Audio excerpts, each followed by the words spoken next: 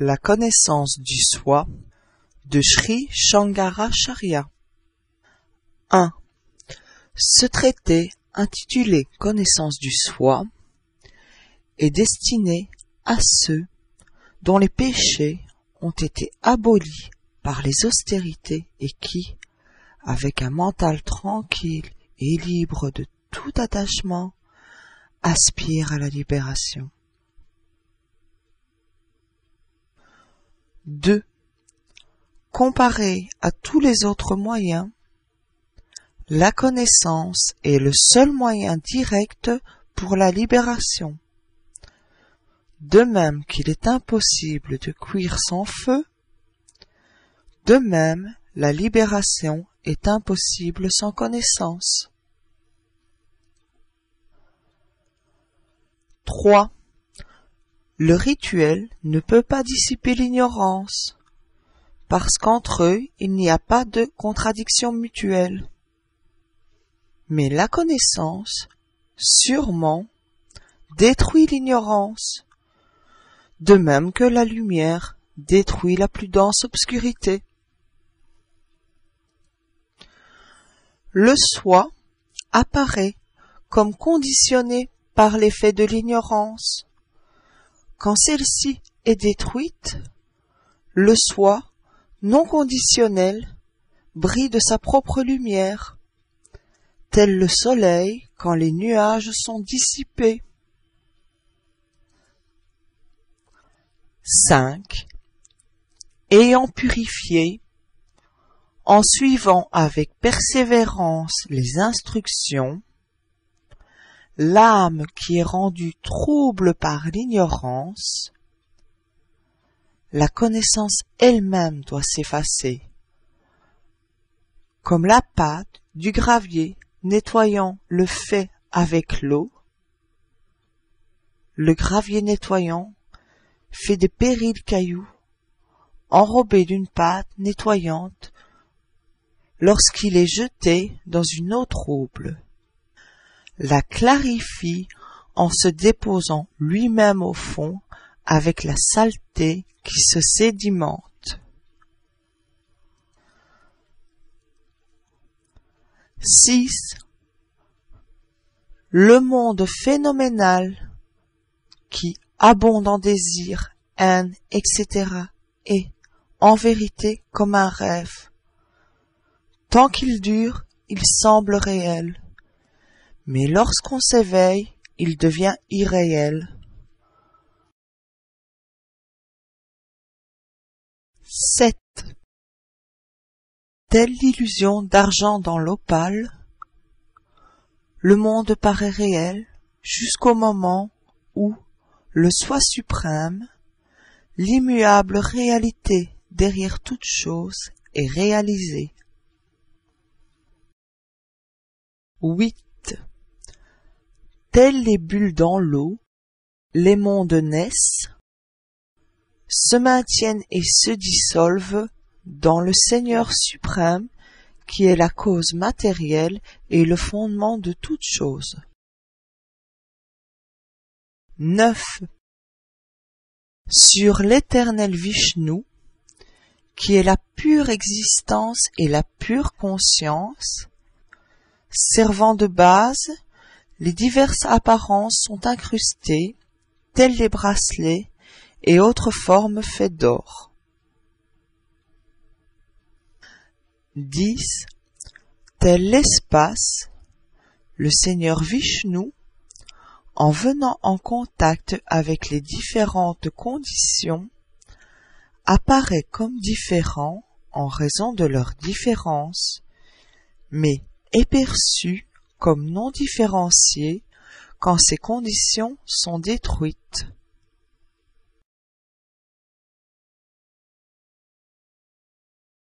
11. C'est seulement à cause des différentes conditions que caste, nom, période de vie religieuse, etc. sont imposées sur le soi, de même que le goût, la couleur et d'autres attributs sont imposés à l'eau.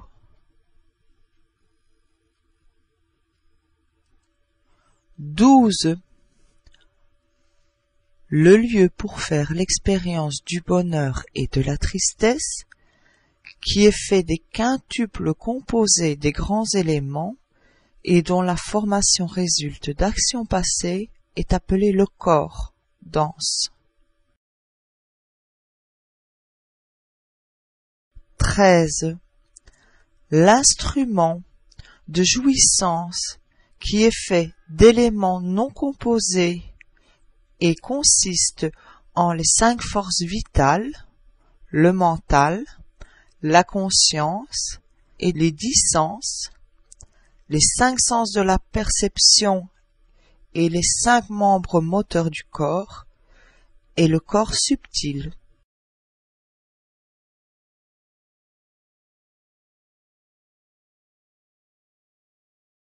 14.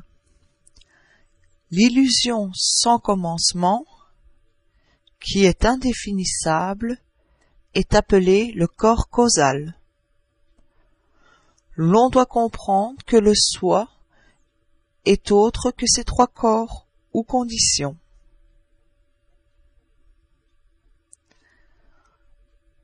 15.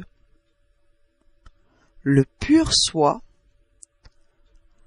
à cause de ses relations avec les 5 enveloppes, etc., se part de leur nature respective, tel un cristal reflétant un tissu de couleur.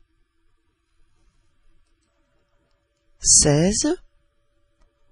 L'on doit séparer le grain du pur soi intérieur de la balle constituée par le corps et les autres enveloppes grâce au battage fait par la raison.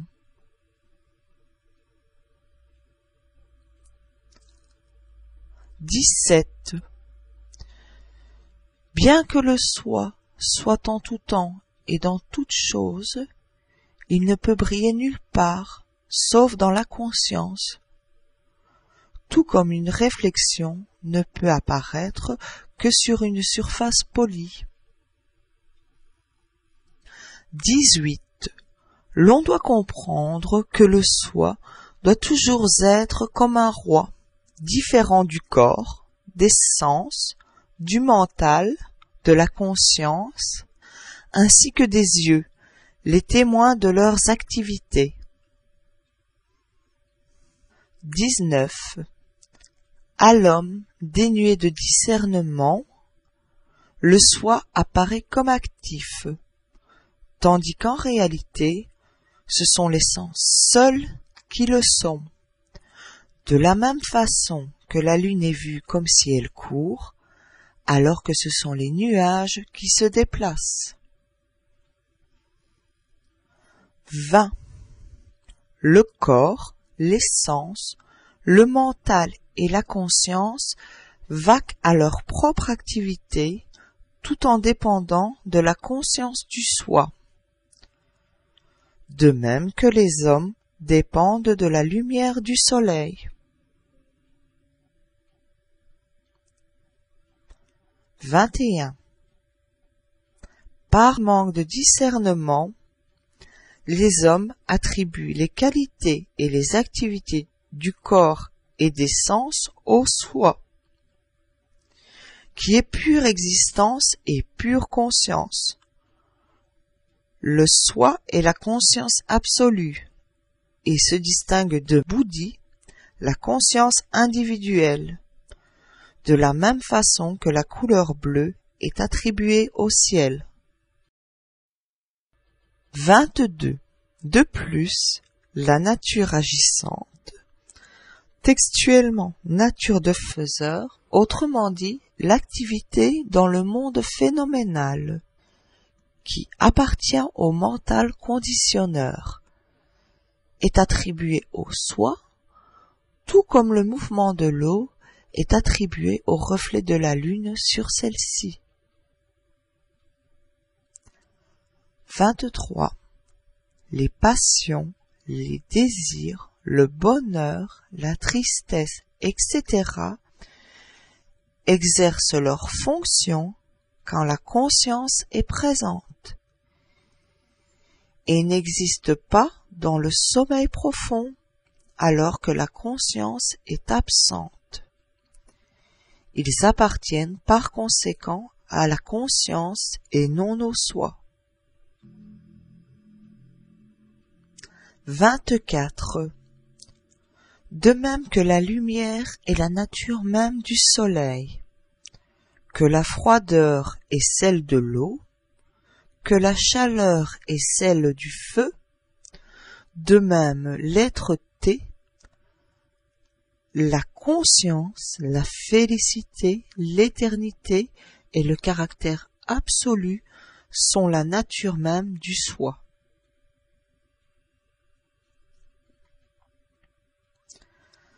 « 25. Par le fait, dû au manque de discernement, de confondre l'aspect être et conscience du soi avec la fonction de la conscience individuelle, naît l'idée « je sais ». 26. Le soi ne subit pas de modification, ni la connaissance ne peut émerger d'aucune façon de la conscience individuelle seule. Et pourtant, l'on s'imagine, par ignorance, que l'âme individuelle sait, fait et voit bien toutes les choses. 27.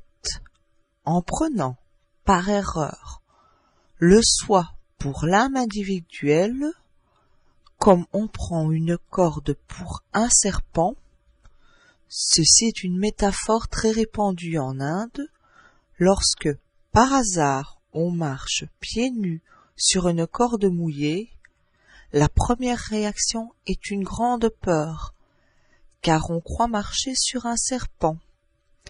Mais lorsqu'on s'aperçoit que ce n'est qu'un morceau de corde, inoffensif, la peur s'en va.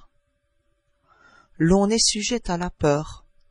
Mais si on se rend compte que je ne suis pas l'âme individuelle, mais le soi supérieur, alors on est libéré de la peur.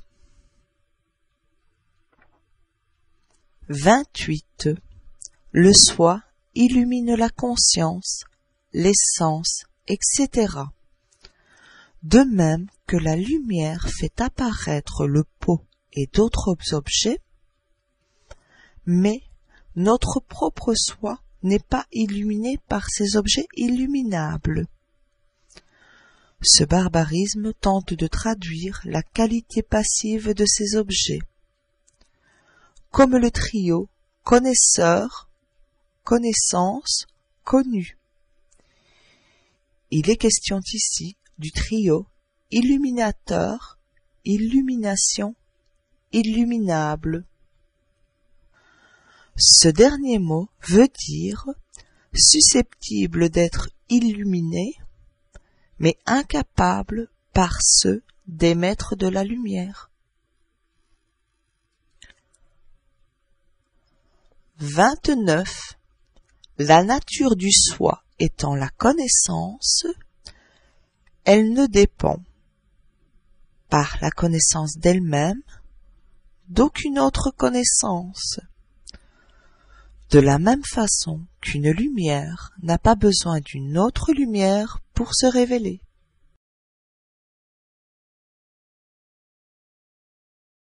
30. En éliminant toutes les limitations avec l'aide de la formule « pas ceci, pas ceci », neti neti égale « je ne suis pas ceci, je ne suis pas ceci ». Formule prononcée dans une forme de méditation dans laquelle on examine les choses du monde extérieur, y compris son corps, et les rejette successivement comme ne faisant pas partie du soi. L'on prendra conscience de l'identité de l'âme individuelle et du soi suprême au moyen des enseignements des Écritures.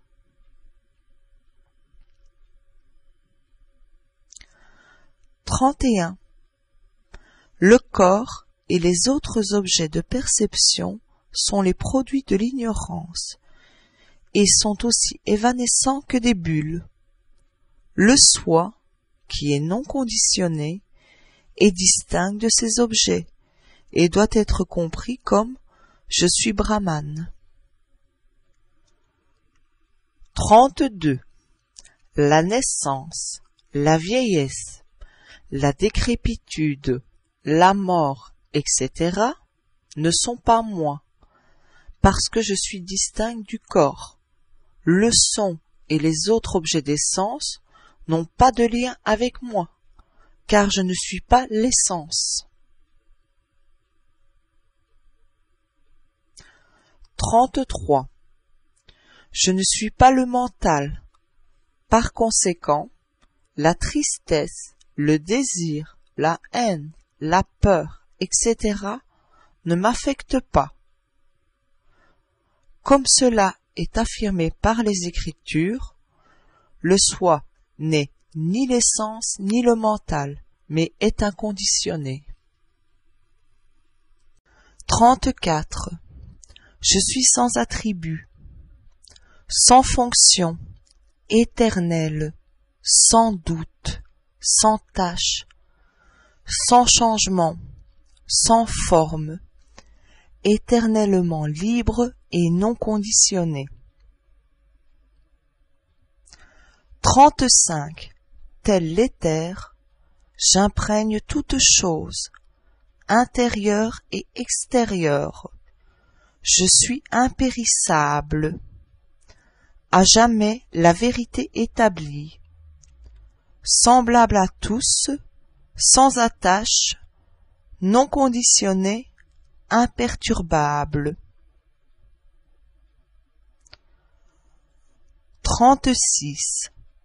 Je suis le suprême Brahman même, qui est la réalité, la connaissance et l'infirmité, qui est à jamais non conditionné et libre, l'unique et indivisible félicité qui est sans seconde. 37.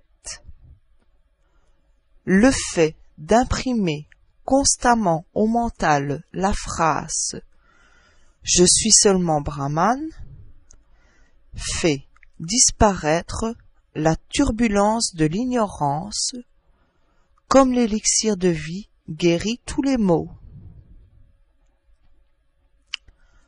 38. Assis dans un endroit retiré, libre de toute passion, avec les sens subjugués, l'on doit contempler ce soi unique et infini sans penser à rien d'autre. 39. Un homme sage doit, par son intelligence, immerger dans le soi tout ce qui est objectif et contempler l'unique soi qui est comme l'espace illimité.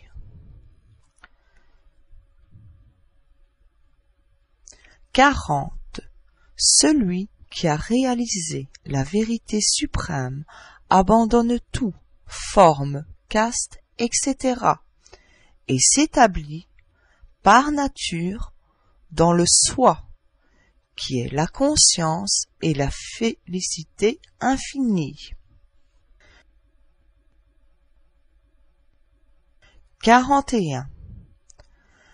La distinction entre le connaisseur, la connaissance et le connu n'existe pas pour le soi suprême, étant l'unique conscience et félicité, il brille par lui seul. 42.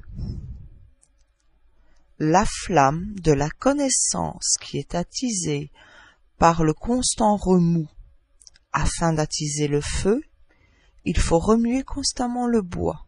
Par la méditation, exerce sur le bois d'arani utilisé pour allumer le feu sacrificiel du soi, consumer entièrement l'huile de l'ignorance.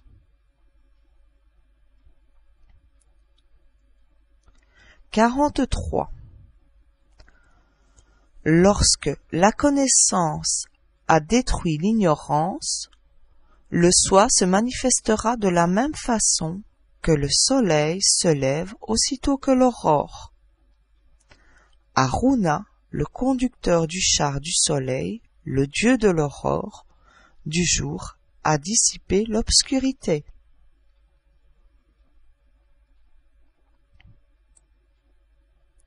« 44. Le soi, qui est à jamais en nous, apparaît, par ignorance, comme s'il ne pouvait être trouvé. Et lorsque cette ignorance est détruite, il est trouvé, tel son propre collier. Se réfère au fait souvent constaté qu'on cherche son collier et ne le trouve pas alors qu'on l'a toujours eu au cou. 45. La condition de l'âme individuelle a été imprimée sur Brahman par l'illusion, comme une forme humaine sur un poteau, se réfère au fait qu'on peut parfois prendre un poteau planté en terre pour un être humain. Cette forme humaine n'a aucune réalité, de même que l'âme individuelle par rapport au soi suprême. Mais elle disparaît dès qu'on a pris conscience de la vraie nature de l'âme individuelle. 46. La connaissance, qui naît de la prise de conscience de sa propre nature, détruit d'elle-même l'illusion du je et du mien, qui ressemble à la confusion entre les directions. Celui qui est confus quant aux directions se réoriente dès qu'il a localisé l'endroit où il se trouve.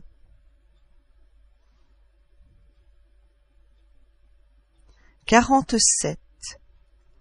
Le yogi qui a obtenu la réalisation juste voit toute chose par l'œil de la connaissance, comme existant en son propre soi, et l'unique soi comme toute chose. 48. Il voit toute chose comme son propre soi, de la même façon que l'on voit des pots comme simplement de l'argile, car tout cet univers est seulement le soi. Il n'y a rien d'autre que le soi.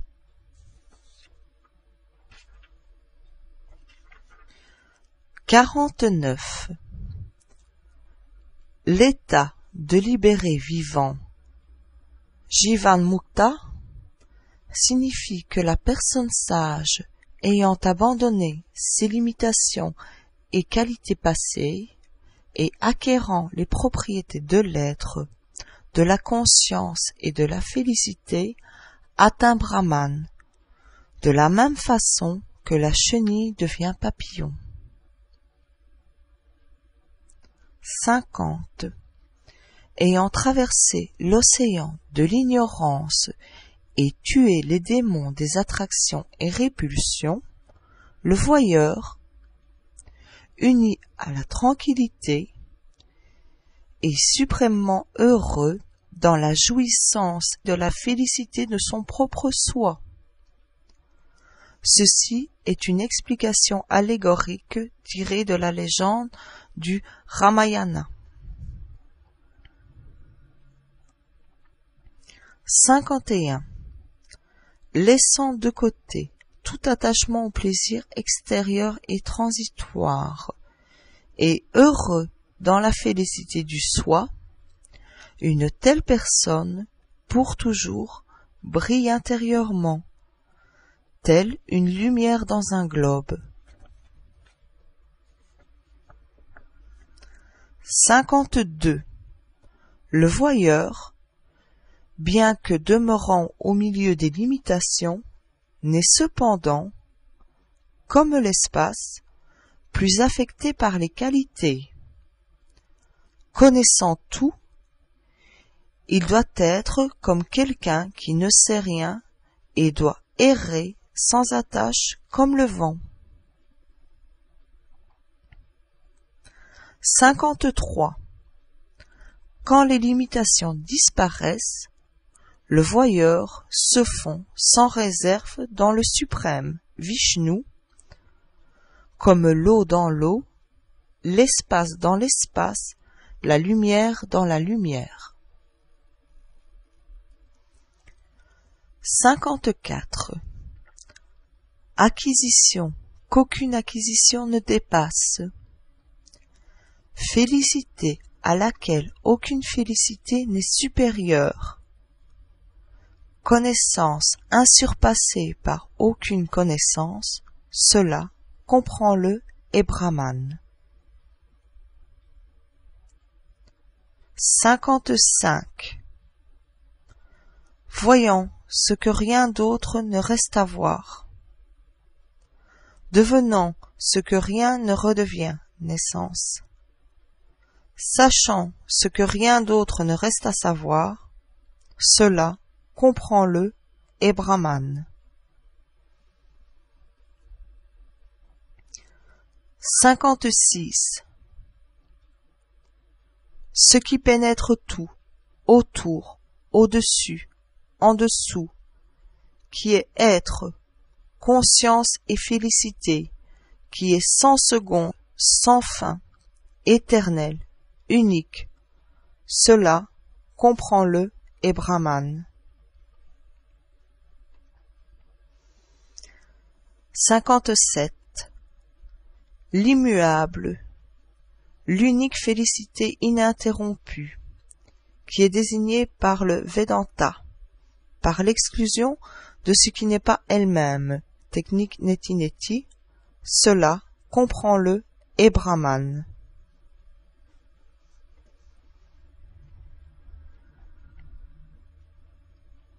58. Le Brahma a 4 faces, et les autres, qui ne sont que des parties de ce soi qui est la félicité non ininterrompue, deviennent heureux, chacun à son niveau, par la possession d'une petite portion de cette félicité. 59.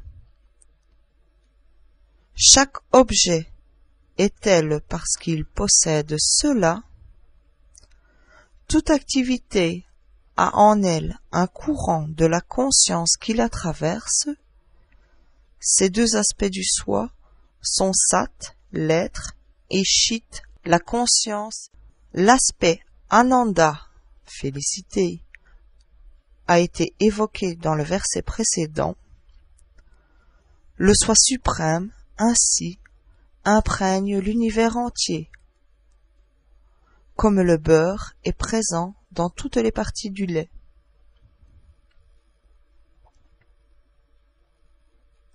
60. Ce qui est ni subtil ni dense, ni court ni long, qui est non né, immuable, dépourvu de forme, de qualité, de caste ou de nom, cela, comprends-le, est Brahman. 61. Ce dont la lumière est irradiée par le soleil, mais qui n'est pas illuminé par ces choses qui sont illuminables, et par la vertu duquel tout cet univers brille, se manifeste et perçu, cela, comprends-le, est Brahman. 62. Pénétrant l'univers entier, intérieurement et extérieurement, et l'illuminant, le Brahman brille par lui-même, telle une boule de fer incandescente.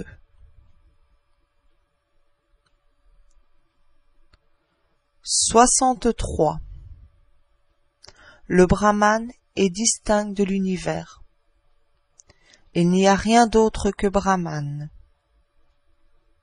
Si quelque chose d'autre que Brahman est perçu, elle est aussi réelle que le mirage dans le désert.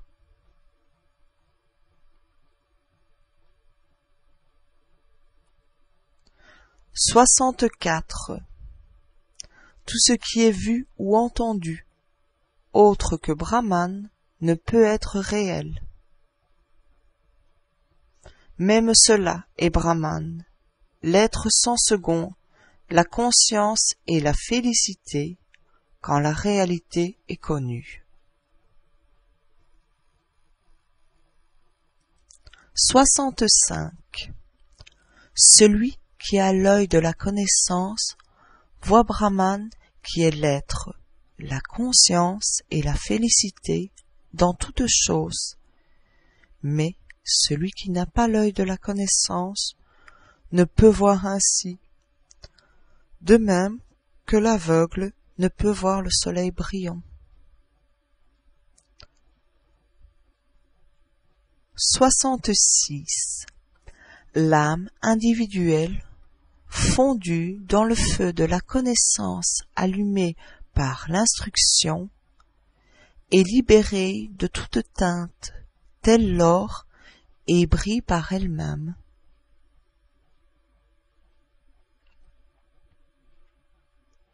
67. Le soi est le soleil de connaissance qui, s'élevant au firmament du cœur, dissipe les ténèbres de l'ignorance et, pénétrant tout, soutenant tout, brille et fait tout briller.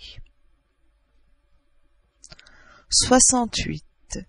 Celui qui, non affecté par les limitations de la direction, de l'espace, du temps, etc., est parfaitement tranquille, atteint le sein des seins du soi qui pénètre tout et sans tache l'éternelle félicité qui dissipe toutes les qualités, telles que la chaleur et le froid.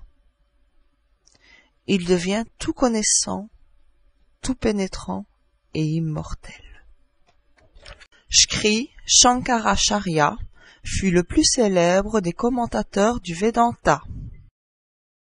Sa philosophie non dualiste met l'accent sur l'essentielle identité entre Brahma, Dieu, et Atma, l'esprit humain. L'œuvre la plus connue de ce grand philosophe et maître spirituel est le suprême joyau de sagesse, que tout étudiant sérieux devrait prendre comme livre de chevet. Quelques œuvres moins connues ont été traduites en anglais. Parmi celles-ci, Connaissance du soi s'adresse à ceux dont les péchés ont été abolis par les austérités et qui, avec un mental tranquille et libre de tout attachement, aspirent à la libération.